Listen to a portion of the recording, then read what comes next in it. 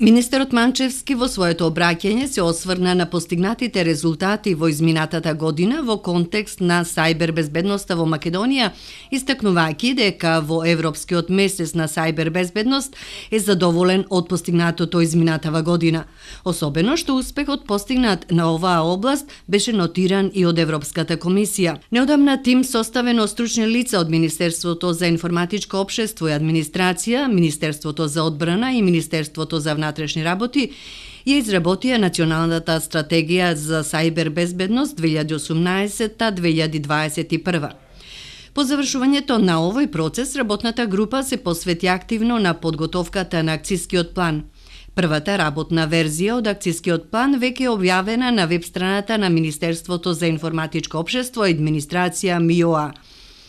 При вчерашната работна посета на Подгорица, Манчевски ја презентирал идејата, можноста и подготвеноста Македонија да биде домакин на првата регионална академија за сајбер безбедност, а поддршка за оваа идеја била добиена како од земјите од регионот, така и од еврокомесарката за дигитална економија и општество Марија Габриел. Сајбер безбедноста не е само ити тема. Од тука за гарантирање на безбедноста соработката е клучна. Во наредниот период особено внимание ќе посветиме и на зајакнување на соработката меѓу приватниот и јавниот сектор со подигнување на едно ново партнерско ниво.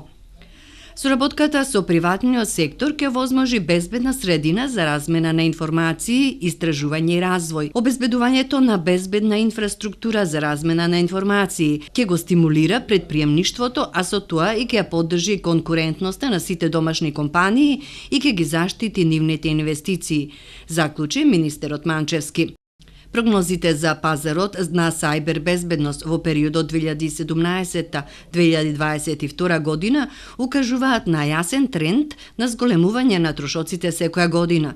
Прогнозата вели дека трошоците за хардвер, софтвер и услуги поврзани со сајбер безбедноста ќе достигнат 133,2 милиарди долари во 2022 година. Во просек, трошоците во разгледуваниот период ќе расте со 9,9%, а во 2022 година ќе бидат за 45% повисоки од прогнозата за тековната година, што е 92,1 милиарда долари.